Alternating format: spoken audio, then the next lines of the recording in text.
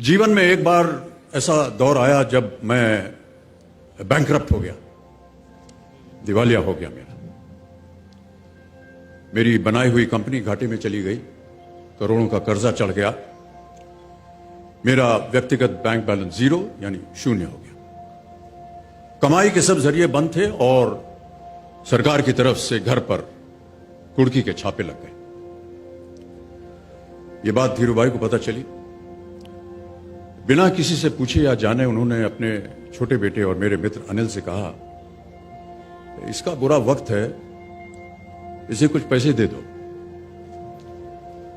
अनिल ने मुझे आकर ये बताया, देवी और सज्जनों, जितना वो देना चाह रहे थे उससे मेरी सारी दुविधा और परेशानियां खत्म हो जाती। उनकी उदारता पर मैं भावुक हुआ, लेकिन मुझे लगा कि मैं उनकी उदारता को स्वीकार न कर पाऊंगा। ईश्वर की कृपा रही और कुछ संकट के दिनों के बाद समा बदला, काम मिलना शुरू हुआ और धीरे धीरे मैं अपने सारे कर्जे उतार पाया। एक शाम धीरूभाई के निवास स्थान से इवेंट पर एक दावत के अवसर पर मुझे भी आमंत्रित किया गया।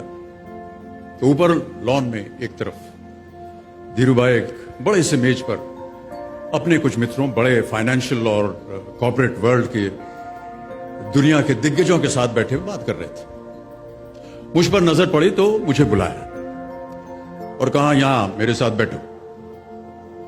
मुझे बड़ा अजीब लगा। मैंने क्षमा मांगी और कहा, मैं उधर अपने मित्रों के साथ बैठा हूं, वहीं ठीक हूं। उन्होंने जिद की और बैठा लिया मुझे। फिर अपनी उस दिग्गजों की महफिल में उन्होंने कहा,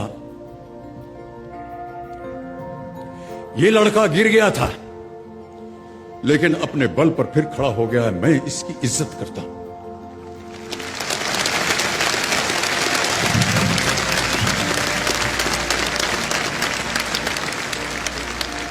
उनका ये व्यवहार और उनके वो शब्द मेरे लिए उस धनराशि से हजारों गुना ज्यादा मूल्यवान थे, जितना कि वे मुझे मेरी संकट से बाहर आने के लिए, देने के लिए तैयार थे। ये उनका व्यक्तित्व।